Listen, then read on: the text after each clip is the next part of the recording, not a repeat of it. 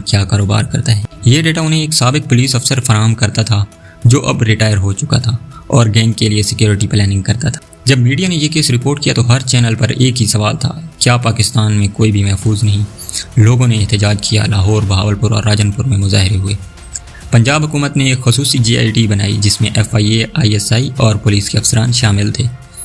Gang کی کئی ممبران مارے گئے یا گرفتار ہوئے، مگر بھولا خود ابھی غائب تھا۔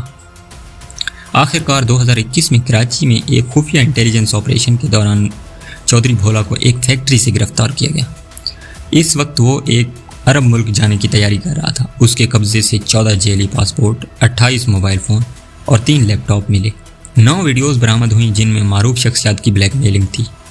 پولیس نے جب کیس عدالت میں پیش کیا تو کئی گواہ پیچھے ہٹ گئے، مگر 2 بہادر خواتین نے عدالت میں بھولا کو پہچانا اور پوری شہادت دی۔ اس کیس کا انجام ایک مثال بنا۔ 2022 میں عدالت نے چودھری بھولا کو 2 بار سزائے موت اور 128 سال قید سنائی۔ اس کے بعد حکومت نے 78 گینگ ممبرز کی فہرست جاری کی اور ان کے خلاف ملک گیر آپریشن کا آغاز کیا۔ بھولا گینگ کا زوال شروع ہو چکا تھا، مگر سوال آج بھی باقی ہے، کیا صرف بھولا اکیلا تھا یا اس کے پیچھے کوئی اور نیٹ ورک بھی تھا؟ بہت سے سوال ابھی بھی بغیر جواب کے ہیں۔ بھولا کو کون تحفظ دے رہا تھا؟ اسے ملک سے باہر جانے کے لیے تیاری کس نے کی؟ اسے ملک سے باہر جانے کے لیے مدد کس نے کی؟ جعلی پاسپورٹ کس نے بنائے؟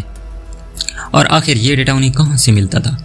ان سوالات کا آج تک کوئی جواب نہیں ملا، مگر سچ یہ ہے کہ پاکستان میں جرائم صرف بندوق سے نہیں بلکہ تعلقات اور سسٹم کی کمزوری سے بھی ہوتے ہیں۔ یہ تھی کہانی چودھری بھولا گینگ کی، ایک شفاق ذہین اور خفیہ مجرم جو نظام کی کمزوریوں کا فائدہ اٹھا رہا تھا، لیکن آخرکار قانون نے اسے پکڑ ہی لیا۔